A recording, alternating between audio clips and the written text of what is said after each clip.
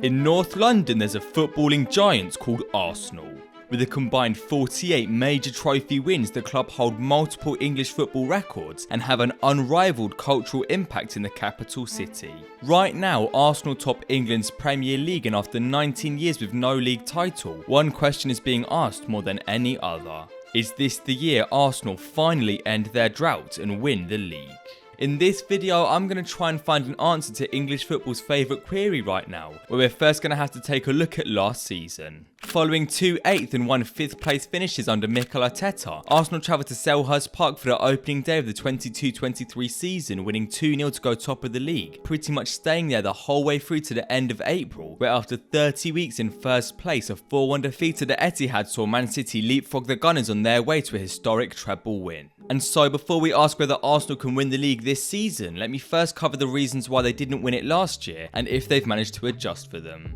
Arguably the biggest reason why Arsenal didn't win the league last campaign was injuries and therefore squad depth. Multiple key members of their squad saw periods of injury which coincided with downturns in form for the club, with one particularly important absence being William Saliba, who was injured in a Europa League clash with Sporting Lisbon. Making this worse, in the same game the Frenchman was lost, his backup Takahiro Tomiyasu was also injured, leading to Rob Holding entering the starting 11 before a spell of just 2 wins in 8 games handed the title to City on a silver platter. You see, in Arsenal's system last year, William Saliba often found himself as a deeper centre-back, and so his specific role required extreme physical, tactical and technical capabilities that Rob Holding, who's far from a poor player, simply doesn't possess. As mentioned earlier, Takahiro Tomiyasu or Ben White were probably the best rotational option for Saliba, and with the Japanese international also out and a lack of right backs that would allow Ben White to come inside, Arsenal were unable to cover as much space and deal with balls in behind as well as they could with the Frenchman in the team, and so we saw their defensive line drop deeper.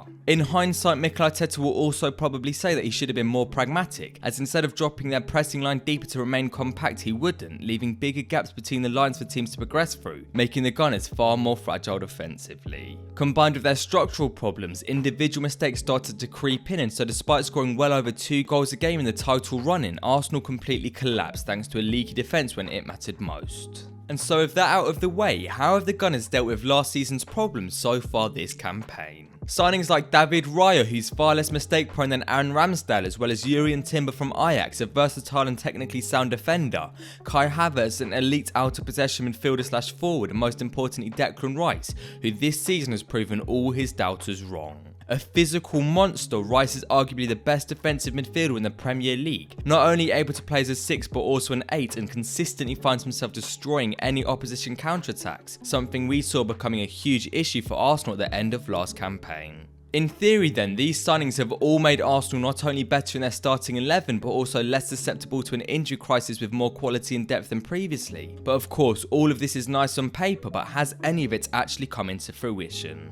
To start the campaign, Arsenal visited Wembley to face up against Man City, eventually winning on penalties to mark the first time the club had beaten City in 8 attempts. This was then followed up by 4 wins from their opening 5 games before a Derby Day clash against high-flying Spurs on the 24th of September, which brings me on to an important point. I just wanted to thank everyone who supported the channel over the last 2 years where I've been working on it, as this is actually my last day at the company, and so if you want to keep up to date with my content, you can check out my personal channel video on the Arsenal-Spurs rivalry linked in the description at the end of this video. Arsenal would eventually draw the North London derby 2-2 before beating Man City for the second time this season a couple weeks later, however nonetheless found themselves second as Tottenham continued to perform. As mentioned earlier though, Arsenal of course are currently top of the league, having won 9 games and lost just once in the Prem this season, a defeat itself that was extremely controversial to say the least. On the surface then, it looks like the Gunners are absolutely flying, but if you take a look a little bit deeper, things start to get more interesting. Firstly, despite still being top, they actually have 4 less points this campaign than they did last one, and are yet to play Aston Villa, Brighton and Liverpool, all of which are enjoying fantastic seasons themselves, and overall the league is simply more competitive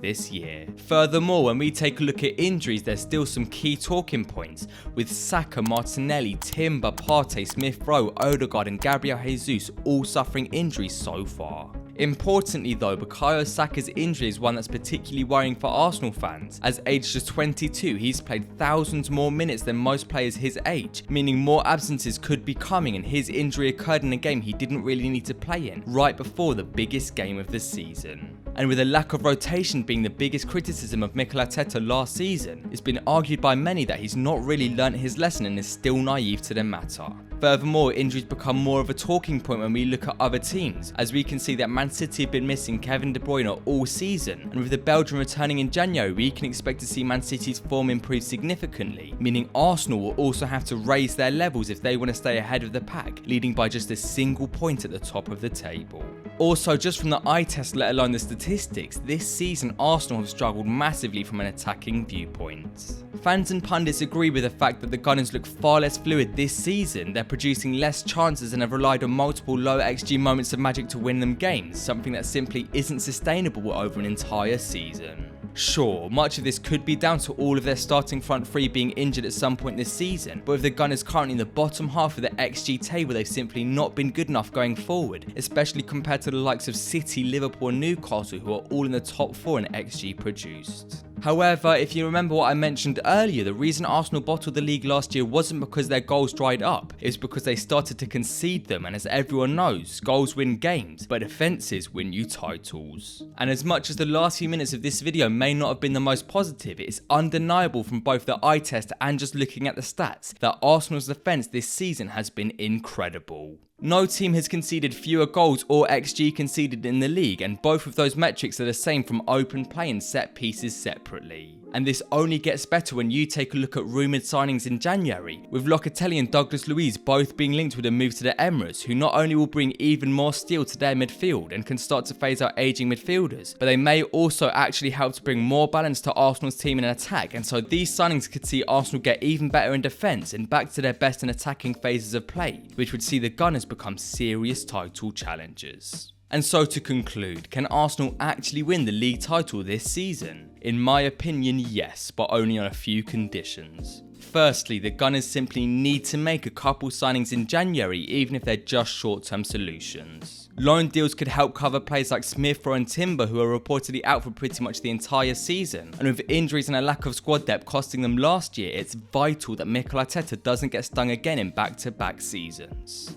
And secondly, they equally need to hope that Man City don't improve significantly in January. In recent years, Man City's spending has started to tail off, which would open up the possibility for a couple huge signings in January, which would almost certainly see them go back to the team we're used to, which grind out win after win, particularly in the second half of seasons. And so yes, Arsenal are currently an incredible team, but in recent years we've seen other incredible teams fall just short of the Premier League title, and so if I was an Arsenal fan right now, I would both be very excited and very nervous, the perfect recipe for a memorable season as a football fan.